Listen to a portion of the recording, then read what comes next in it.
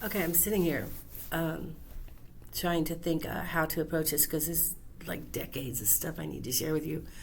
And I know the best thing to do is to just take the piece that's delivered to me by the universe and just talk about it. And I think that the one thing I wanted to talk about right now is how I've changed. And I know that my shoes are important. And coming up and growing up in a farming community, and I was growing up what I thought was being humble or poor. Found out that wasn't the case, but of course, that their integrity wasn't shared with me, and um, their intellect wasn't shared with anybody, and the funds that came in, I understand, came from my trust fund by way of the Queen, and somebody owes me some money because I didn't get to go to college in the traditional sense under their blanket of fuzzy weirdness. I they're connected to the to a very radical bad group, and so I studied my way, and I got a lot of education through work, and because they pay for classes. If you want to understand marketing, go work for a radio station. If you want to understand something else, then design, go work at a furniture store, and you'll get free education there. And so it was my later years before I actually got full on traditional secular education that's recorded. And of course, I can't talk anymore about special type of education, but I will tell you my shoes have changed. I used to have boxes and boxes of shoes, and that's because I was denied options when I was younger. So I overzealously, abundantly contributed to my own addiction of collecting shoes. It wasn't really the shoes, the collecting that was good, and I had tons of them. And they were all heels and walking and nursing shoes. I had nursing shoes, and I had sales executive shoes, and I had athletic shoes, and I had dancing shoes, and I've had all kinds of shoes. And my favorite that I'm wearing today, I had to hide for a while. It came from a friend of mine, and I won't give you her name because she's going to get calls. And I tell you, she's a real good acquaintance and a dear friend of mine. And she gave me some moccasin type of shoes, and she gave them to me. I had to wrap them up and hide them. And she probably got hurt because she didn't think that I actually wore them, but I do. They're just some really beautiful tan boots, and she gave them to me a few months back. I shoved them in storage. And the shoes that I wear these days are vastly different than the shoes that I wore before, because my options have changed, and that got taken away from me, and my needs have changed, and my rights have changed, and that's what we're going to talk about is what's changed.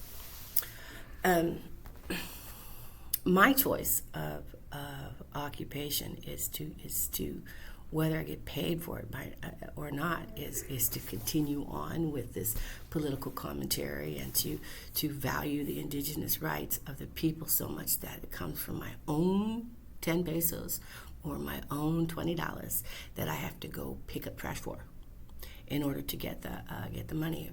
And I've done nothing wrong. I've got no criminal record, and I've got no civil pendings, and I've got no charges hidden or whatever, because if they're hidden, they're not gone through due process, then they don't exist.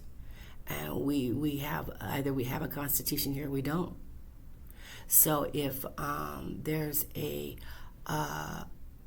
charge, and I know there isn't because I've been to the police station, I've been to talk to the police several times, and I said, hey, look, what's pending on me? Why have I been around for this long? Have you stripped all my rights away? And they said, we don't know. Then why did you take my bank accounts? Why did you take my property? Why did, they didn't, but somebody did.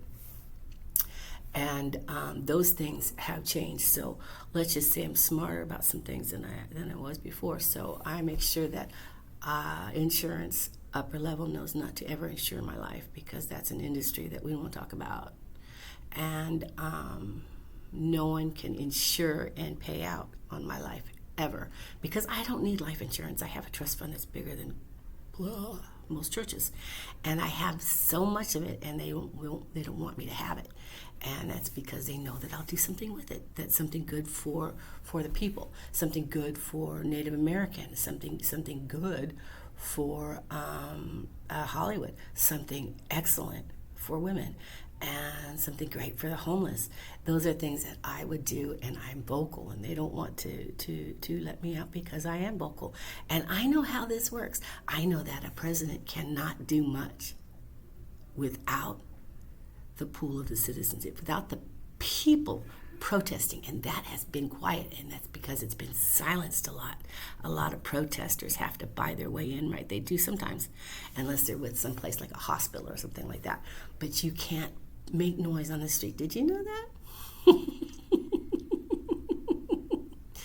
I was a Sunday school teacher, and I was a writer, and I raised 5 kids of my own. And I had no criminal record, nothing. I didn't date. All I did was stay home and take care of my babies on my dime.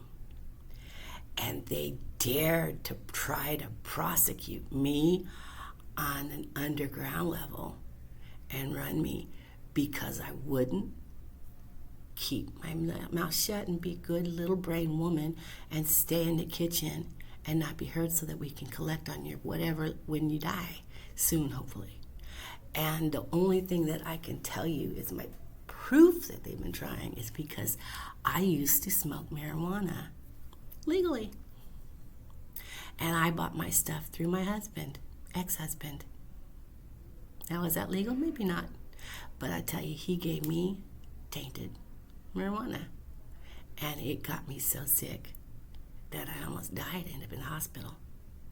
And that was the only thing I could tell you, is that was it. And I told my friend, a friend of mine that I was seeing after my ex and I broke up, I said, hey, I think he's giving me some tainted weed. And he said, oh God, it was really pretty bad. And I was in the hospital for a week, hallucinating, all kinds of stuff. And so it got to be a bad thing, but his family has connections, and it's not the finest connections. And they want to say that it isn't any religious thing, but I'm Jewish and Native, and he's Nazi. His last name's a Nazi. He has a Nazi last name, and it's famous last name. It's almost as bad as Hitler. He doesn't want it. He doesn't want me to tell you, but I will tell you, and I will. Schindler.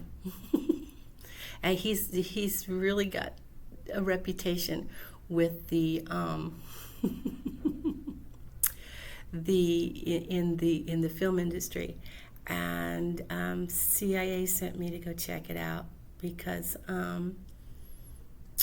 Catwoman's in the San Joaquin Valley, and then there's a Schindler that's a chief of police, right, just 2 steps away, and that's pretty maddening, right? It is. And then the Queen of England has her crazy group right there, just in my backyard, and it's so very blatantly obvious to Interpol and everybody else that they charged the King and Queen of England for genocide, and they're not here anymore.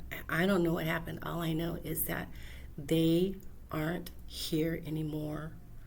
And I'm not going to say that we did anything, because I don't know. I just know that Interpol charged him with sanctions, and that's a big deal, and they died within 2 years after. And I don't know what happened, but I know that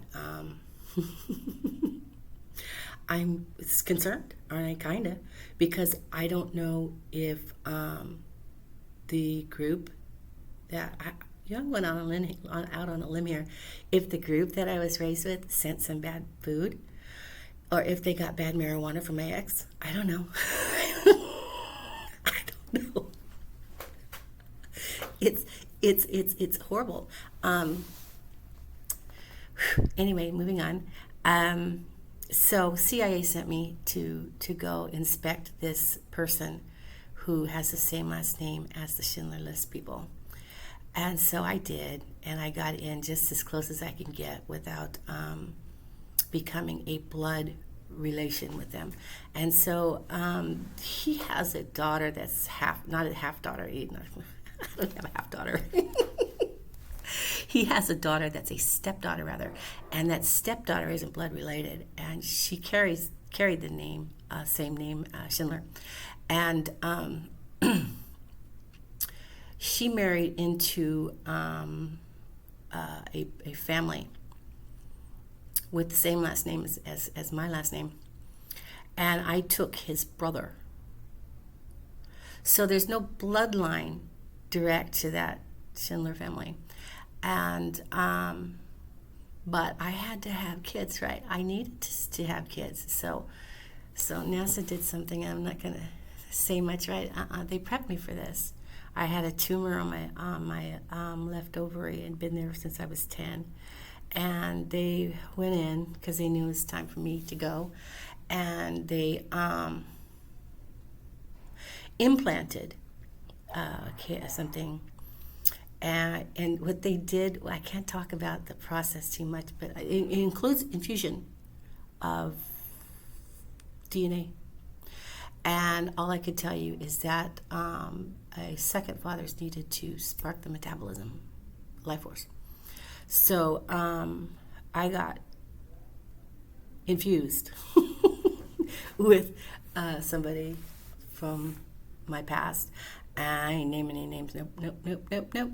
And it was to ensure that I wasn't going to have any blood contact with Nazi. And it's important because I was Catwoman. So I only have about a minute left. So I went in and I stayed for 10 years. And I got out just under 10 years, actually, so that he couldn't make any claims on my Social Security and I couldn't make any claims on his.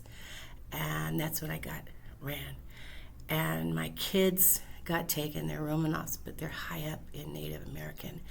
And they're Mohican. And they need to be protected. And they have no blood relation with the people that they're with. So I needed to put that out there, and I need to stop my video because it's going to 15 minutes. So I'll come back and chat real soon.